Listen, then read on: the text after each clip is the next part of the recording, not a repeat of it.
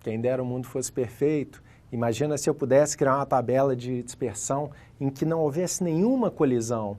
Então veja, se eu pudesse pegar um registro que tivesse uma chave A e ele fosse para o 4, um que tivesse uma chave B e fosse para o endereço 1, chave C para o 7, olha, ninguém foi mandado para o lugar já ocupado por outro registro. Seria ótimo.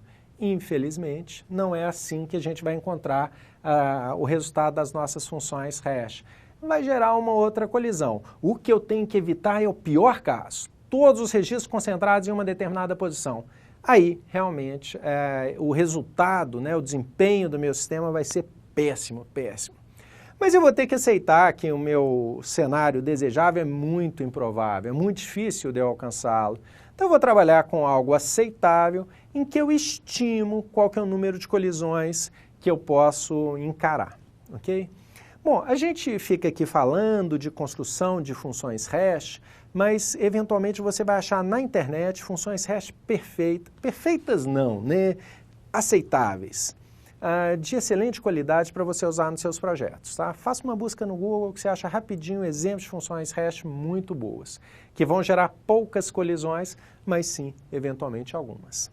E daí? E se acontecer uma colisão? Por exemplo, aqui eu tive o registro B e o registro E sendo encaminhados para o endereço 2. O que eu faço? Caiu lá, naquele endereço 2 já tinha outro sujeito. O que eu faço? Eu vou fazer uma operação de tratamento de colisões.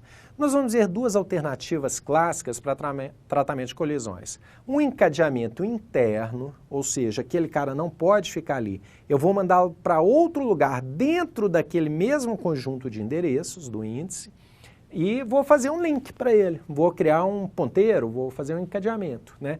Como é dentro daquele próprio conjunto de endereços, eu chamo isso de encadeamento interno. Mas eu também posso mandar esses registros que colidiram para outro espaço, para uma área extra, como uma área de extensão, ou eventualmente para um segundo arquivo, uma segunda estrutura de dados. Aí, nesse caso, eu chamo essa operação de encadeamento externo, né? Porque eu estou mandando para outra estrutura de dados. No encadeamento interno, a forma mais comum que a gente encontra é uma chamada de endereçamento aberto. Sabe por quê?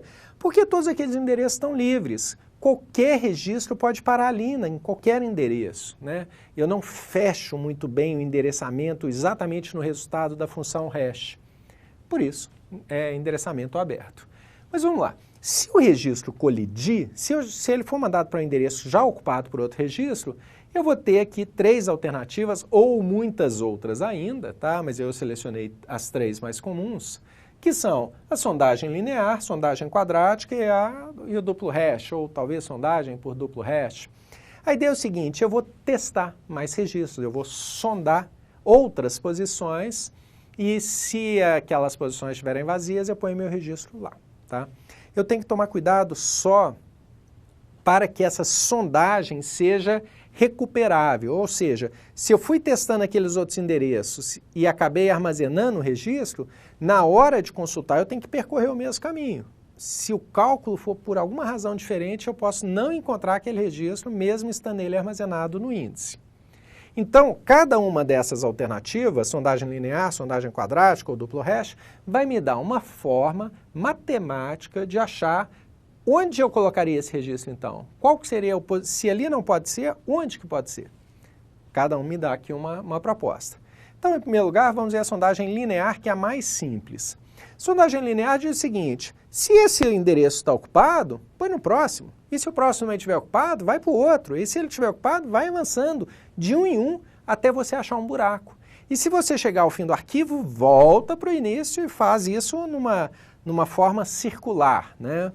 O problema é que se eu voltar ao endereço original, quer dizer que meu arquivo está lotado. Aí não tem como armazenar mesmo o registro. Muito bem, então vamos ver aqui um exemplo. O registro 1 foi mandado para o endereço 2, o registro 2 foi mandado para o endereço 8, até aí tudo bem. O registro de código 3 foi mandado para o endereço 5, está aqui. E o registro de código 4 foi mandado também para o endereço 5, só que chegou lá e ele estava ocupado. E aí o que ele faz? Ele testa a próxima posição, que era a 6, estava vazia, então ele encaixa o registro código 4 na próxima posição. E a operação é simplesmente essa. como foi para a próxima posição, na hora de eu buscar esse registro, eu também vou submeter o código 4 à função hash na hora da busca, ele vai dizer para mim endereço 5, eu vou chegar lá e não vou encontrar, porque quem está lá é o 3. Então eu tenho que continuar a minha busca percorrendo os próximos endereços até eu encontrar o registro ou encontrar o endereço vazio a partir do momento em que eu digo que não tem ninguém ali, né? Esse cara não foi encontrado. Um outro cuidado que eu tenho que ter é o seguinte, e se o 3 for excluído do índice? E se o 3 for apagado, né? A gente resolve isso de um jeito relativamente simples. Aqui no meu índice, eu poderia criar mais um campo que seria o meu lápide. E aí? Ficou fácil, igual nós fizemos lá no arquivo sequencial. Se o 3 for apagado, eu vou deixar aqui o meu lápide marcado, certo? E na hora que eu for fazer a busca, eu vou encontrar aquele espaço vazio, mas com a seguinte informação, olha, não tem ninguém aqui agora, mas teve. E se teve, pode ser que o seu registro procurado esteja um pouquinho para frente. Então eu chego lá e vi, olha, o 4 não está aqui, esse registro foi apagado. Mas se tinha alguém aqui antes, então eu posso testar as próximas posições até encontrar uma posição vazia e sem registro excluído, né? Sem ninguém naquele índice que tenha sido excluído previamente. Bom, então a operação é simples, basta eu testar a próxima posição vazia e vou até achar alguma, né? A equação matemática para isso é essa, ela é bem simples. Então eu tenho uma função hash que recebe aqui um segundo parâmetro, mas só para facilitar o cálculo. Ele vai ser, a posição do endereço vai ser determinado pela função hash básica, mais i. Quem que é i? É esse contador de posições, né? Então, se eu tentar armazenar nesse caso, o i é igual a 0. Se for nessa posição, é igual a 1. Se for nessa, é igual a 2, igual a 3.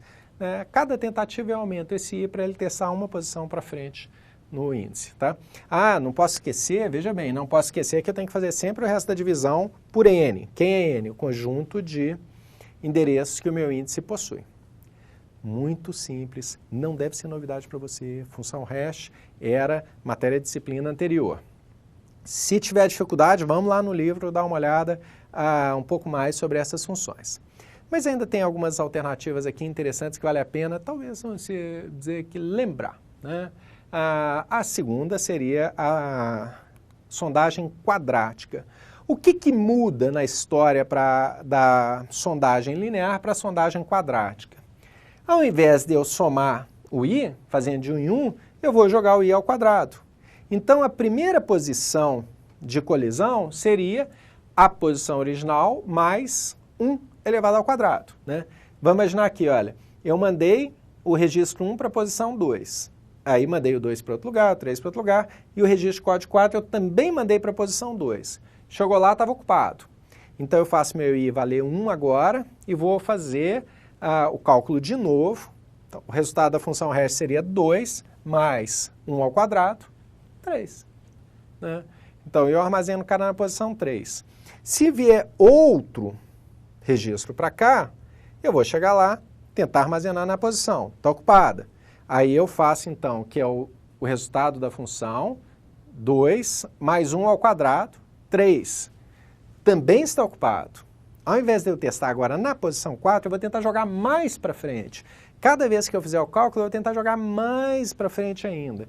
Então, seria o resultado da função hash, 2 mais 2 elevado ao quadrado. Então, eu ia colocar esse cara lá na posição 6. E se tivesse ocupado? Aí eu colocaria no resultado da função hash 2 mais 3 ao quadrado, mais 9. Então, eu ia tentar na posição 11. E assim vai, eu vou percorrendo, tentando, né, encontrar outro lugar disponível para o meu sujeito, para o meu registro. A sondagem quadrática é uma alternativa entre várias. Você vai achar tudo quanto é operação matemática possível para fazer nesse cálculo de um novo deslocamento. Quadrado de um número é uma operação tão boa quanto qualquer outra, né? Então, mas você pode mudar aqui, pode achar uma fórmula mais legal, interessante, eficiente de achar um novo lugar para o seu registro, tá bom? Uma forma bacana é a aplicação de uma segunda função hash e a técnica que a gente chama de duplo hash. Então, esse deslocamento, ao invés dele ser tão matemático assim, né? Mais uma posição, mais duas, mais três, mais quatro, não. O que eu faço? Vamos ver aqui um exemplo. Eu determinei que o meu registro código 1 vai para o endereço 2. Também determinei que, pela função hash, qualquer que seja a operação que ela faça lá dentro, que o meu registro código 4 também vai para a posição 2. E chega lá, está ocupado, né? E aí o que acontece? Eu vou ter que armazenar esse cara em outro lugar e eu vou calcular aquele deslocamento que poderia ser o número direto na sondagem linear, poderia ser o quadrado do número da tentativa na sondagem quadrática, mas aqui eu vou pedir para uma segunda função hash chamada galinha me dizer qual que é o deslocamento, quantas posições para frente eu tenho que tentar. Aí ele me diz 4. Beleza. Então, para essa chave 4, o resultado foi 4. Então, 2 mais 4, joga lá na posição 6. Bacana. Agora veja, o registro código 5 também foi para o endereço 2. Só que quando eu jogo código 5 na segunda função hash, a galinha, ele me dá uma resposta diferente. 1. Então, meu endereço será 2 mais 1, 3. Ok? Então, essa segunda função hash, ela não é usada para determinar o novo endereço do registro, uma outra alternativa. Ela é usada para determinar o deslocamento, né, que para o registro 4 o deslocamento foi 4, para o registro de código 5 o deslocamento foi 1. E eu vou somando, né, esse deslocamento tantas vezes quanto necessárias até eu achar uma posição vazia para o meu registro. Por isso que está aqui, ó, i vezes o deslocamento dado pela segunda função hash, mais o endereço original. E aí eu chego lá na divisão, no resto da divisão, pelo tamanho do meu índice ou pela quantidade de endereços que eu tenho. Bom, essas soluções são as soluções de encadeamento interno, né? É o encadeamento que eu tento resolver dentro da tabela hash, procurando nela um novo lugar para armazenar. Não é a forma melhor, não. Sabe por quê? Né? Quando eu jogo esse cara aqui, eu estou ocupando posição de outro. Quando eu jogo esse cara aqui, eu estou ocupando outra posição. Uma forma interessante, que dá um pouquinho mais de trabalho, mas é mais eficiente, eu achar outro lugar para pôr essa turma que colidiu, tá bom? Isso nós vamos ver na sequência com o encadeamento externo. Então fica aí que a gente já chega lá.